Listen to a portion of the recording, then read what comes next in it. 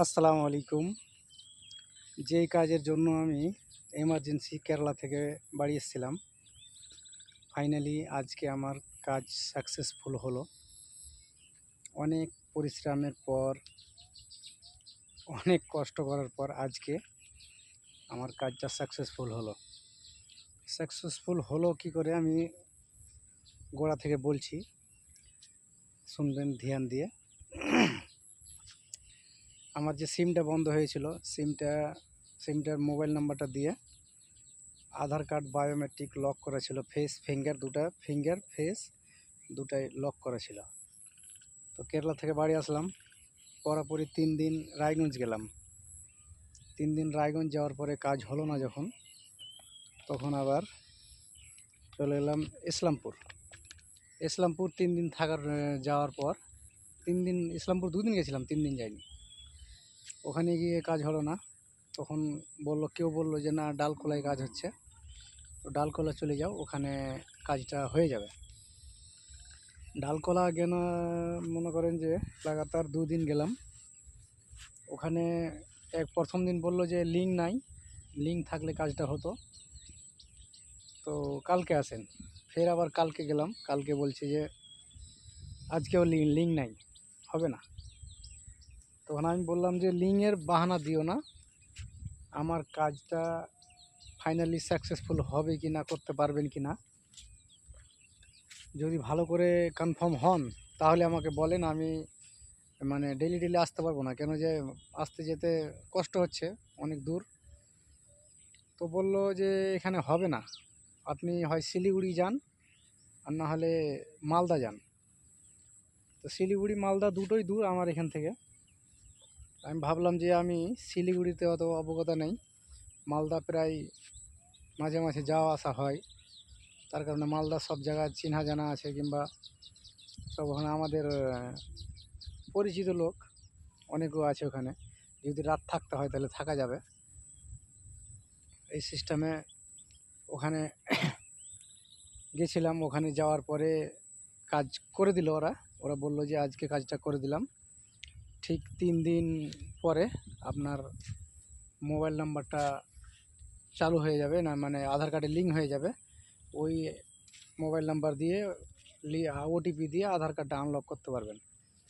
তো কালকে আমি আনলক করেছিলাম আধার কার্ডটা। আনলক করার পরে আজকে সিমটা চালু করলাম, যে সিমটা আমার গুরুত্বপূর্ণ ব্যাংকে দেওয়া ছিল, বাচ্চা কাচ্চার আধার কার্ডে দেওয়া ছিল নাম্বারটা, গুরুত্বপূর্ণ নাম্বার আর কি। ওটা আজকে চালু করলাম, তারপরে ভোটটা অনলাইন করে আবার আজকে জমা দিয়ে আসলাম। তা আজকে আমি 1 মাস আগে যে দুঃখ ছিল মনে, আলহামদুলিল্লাহ আজকে আমি অনেক খুশি। যাই হোক, জেনে হোক না জেনে হোক, ভুল যেখানে হয়ে গেছে সমাধান তো করতে হতো, আর সেটাই আজকে কমপ্লিট হয়ে গেল। তো এরকম ভুল কেউ করেন না। সবাইকে বলছি, যারা যে এখান থেকে ভিডিওটা দেখছেন, এই আধার কার্ড লক করে রাখেন না মোবাইল নাম্বার দিয়ে। আধার কার্ড যদি লক করে রাখেন আর বাই চান্স যদি আপনার মোবাইলটা চুরি হয়ে যায়, চুরি হতেও তো পারে, আল্লাহ না করে যে হোক, কোনো দুশ্মনের মোবাইল চুরি হতেও তো পারে। বাই চান্স যদি লক লাগানো থাকে আর যদি চুরি হয়ে যায় মোবাইলটা, তাহলে কিন্তু সমস্যার সমাধান হবে না।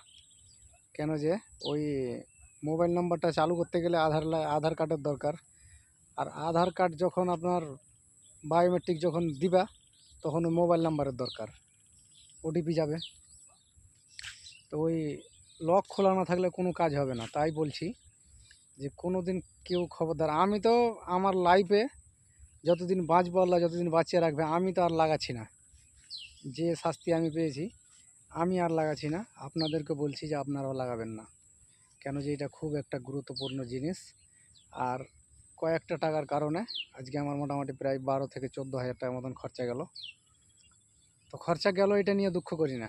দুঃখ এটাই যে অল্প একটু বিষয়ে এতগুলো টাকা চলে গেল, অল্প বিষয় নিয়ে যে আমার সাথে এই ঘটনাটা ঘটলো। আমি যদি খালি না করতাম, ইনকার না করতাম, যদি যেটা বলেছিল যেটা ওটা যদি শুনে নিতাম, তাহলে আমার এখানে অতখানি অসুবিধা হতো না, কিন্তু না শোনার কারণে এই অবস্থা আমার এখন হয়ে গেছে।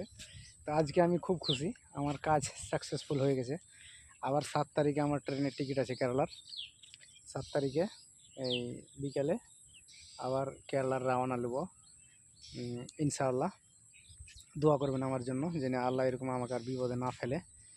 আর বেশি বেশি করে ভিডিওটা শেয়ার করে দিবেন, কেন যে অনেক লোক আছে যে আধার কার্ড নিয়ে ছিঁড়াখানি করছে, আধার কার্ড নিয়ে কত রকম মাস্তানি করছে মানুষ।